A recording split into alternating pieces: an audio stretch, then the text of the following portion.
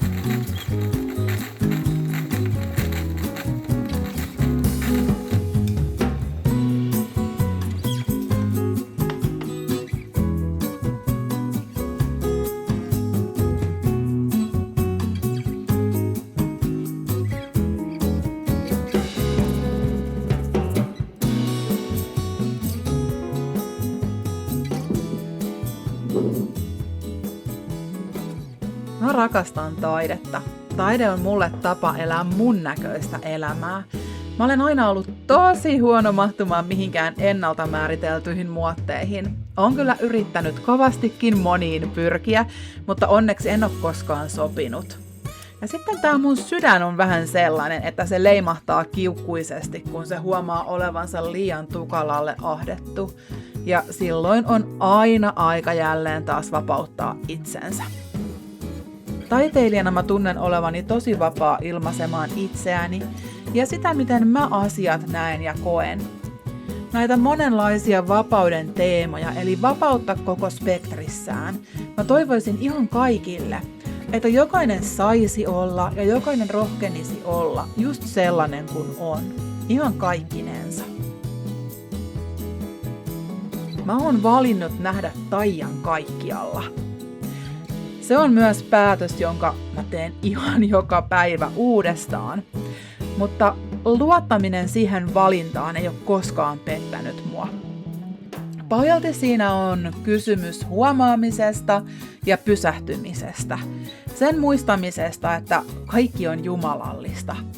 Ja senkin muistamista, että tämä on hyvän tahtoinen universumi, jossa me eletään.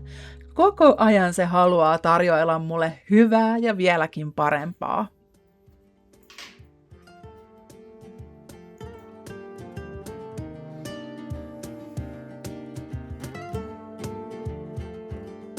Mä olen esteetikko. Mä rakastan kaikkea kaunista. Isoja asioita ja pieniä yksityiskohtia. Väreillä mä haluan kertoa, kuinka ihmeellistä kaikki on. Värit ovat hehkuva jumalallinen kvanttikenttä täynnä potentiaalia. Kun mä alan luomaan jotain, niin mä astun maagiseen portaaliin. Siinä ilmenee usein joku teema, joka pitää sitten otteessaan ja syvenee koko prosessin ajan. Mä en mitenkään kuitenkaan yleensä valitse sitä teemaa etukäteen, vaan se vaan ilmenee, kun mä aloitan maalaamisen. Ja joskus se sitten taas avautuu pikkuhiljaa pala palalta. Ja jokaisen maalauksen aikana mä itse kuljen sen teeman tai sen portaalin läpi. Mä koen ne tunteet, vastaanotan viestit ja annan energioiden muuttua. Kehollistan ja hengitän sitä. Ja joskus sitten tulee se inhimillinen taiteellinen tuska, että tämä työ ei noudata mun visiota.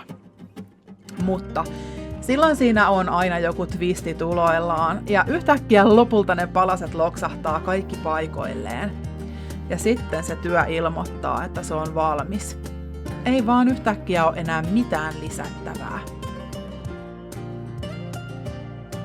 Mä toivon, että mun asiakkaat löytää elämän iloa, rohkeutta ja vapauden tuntua näistä teoksista.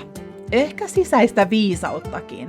Ja siis nimenomaan itsestään. Nämä teoksethan on niinku peilejä oman sielun syvyyksiin. Kaikki vastaukset löytyy lopulta aina sieltä.